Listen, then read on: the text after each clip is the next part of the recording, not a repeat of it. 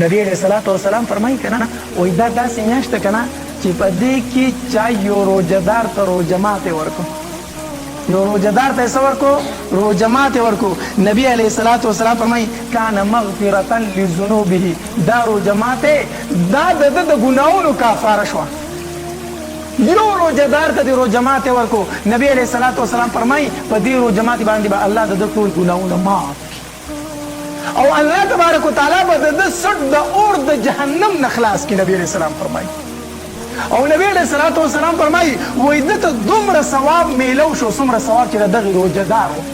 ای الله زما څومره مهربان دی، زما رب څومره مهربان دی. یو روزهدار ته د روزه ماتې ورکو.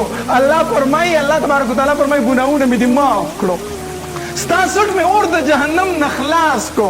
ای د هغه په روزه چې څومره ثواب د هغه کې د دومره ثواب مې تا لم درکو. په یو روزه ماتې باندې زما رب دومره مهربانه دی، دومره مهربانه ذات. دې وجې نه کوشش کوئ که نه په روزه کې چې یو بل کره روزه ماتې لېږئ، یو بل کره څه لېږئ؟ روزه ماتې. تا ما کره روزه ماتې راولېږو، ما ستا کره روزه ماتې در ولېږو. تا زما په روزه ماتې باندې روزه ماته کړه، ما ستا په روزه ماتې باندې روزه ماته کړه. نو چې زما د روزې څومره ثواب شو دومره ستا وشو، او چې ستا د روزې څومره ثواب شو دومره زما وشو. د دې وجې نه کوشش کوئ په روزه کې د یو بل کره څه لېږئ؟ روزه ماتې لېږئ، روزه ماتې لېږئ. او بیا نبی علیہ الصلوۃ والسلام فرمایي، صحابه کرام وفرمایل نبی علیہ الصلوۃ والسلام ته د الله پاکه پیغمبره مونږ کې خو دومره طاقت نشته دی چې یو روزهدار ته روزه ماتې ورکړو. ځکه صحابه کرامو دا مطلب و چې د نبی علیہ السلام مقصد دا دی چې یو روزهدار موړ کړي، روزهدار څه کړي؟ موړ کړي. نه خو غریبي وه. صحابه کرامو فرمایل د الله پاکه پیغمبر مونږ هر تن دومره طاقت نه لري چې یو تن ته پوره ډوډۍ ورکړي.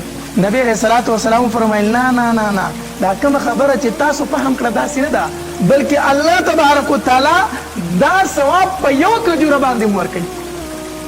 یو روزهدار ته صرف یوه کجوره ورکړه، یوه کجوره، دا ثواب په الله تبارک وتعالی څه کوي؟ ورکوي. د پيو په یو ګوټ باندې الله دا ثواب ورکوي، د اوبو په یو ګوټ باندې الله دا ثواب ورکوي. زیات خو څه نشي ورکولی، یو کجوره خو ورکولی شي که نه، د اوبو یو ګوټ خو ورکولی شي که نه، د پيو یو ګوټ خو ورکولی شي که نه. په دې باندې الله دا وعده کړې ده چې زه د اور د جهنم نه خلاصوم.